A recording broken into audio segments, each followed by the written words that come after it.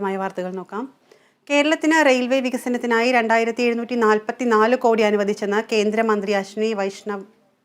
കേരളത്തിലെ 35 സ്റ്റേഷനുകൾ നവീകരിച്ചെന്നും Vande Bharat sleeper train ഉടനെന്നും മന്ത്രി അറിയിച്ചു. കേരളത്തിലെ റെയിൽവേ വികസനത്തിൽ രാഷ്ട്രീയ വിവേചനം കാണിച്ചിട്ടില്ലെന്നും സംസ്ഥാനത്തെ വികസനത്തിനായി 2744 കോടി രൂപ അനുവദിച്ചെന്നും അശ്വിനി വൈഷ്ണവ് വ്യക്തമാക്കി. കേരളത്തിൽ 35 റെയിൽവേ സ്റ്റേഷനുകൾ നവീകരിച്ചു. നിരവധി പദ്ധതികളാണ് സംസ്ഥാന സർക്കാരിന്റെ അനുമതി കാത്തിരിക്കുന്നതെന്നും റെയിൽവേ മന്ത്രി പറഞ്ഞു. I am very happy to share with you that in today's budget the allocation for railway development in Kerala is phenomenal. It's very good. As our Prime Minister always says, Sabka Saath Sabka Vikas.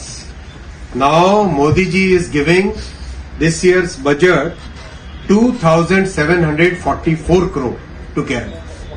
2,744 crore rupees for railway development in Kerala. Silver ലൈനിൽ കേരളത്തിന്റെ ഭാഗത്തു നിന്ന് പിന്നീട് താല്പര്യം കണ്ടില്ല. പദ്ധതി ഉപേക്ഷിച്ചോ എന്ന് കേരള സർക്കാരിനോട് ചോദിക്കണമെന്നും മന്ത്രി കൂട്ടിച്ചേർത്തു. ശബരി റെയിൽ 2 അലൈൻമെന്റ് പരിഗണനയിലാണെന്നും കേരളത്തിലേക്കുള്ള വന്ദേ സ്ലീപ്പർ വൈകില്ലെന്നും അശ്വിനി വൈഷ്ണവ് അറിയിച്ചു. National desk, Kerala vision news.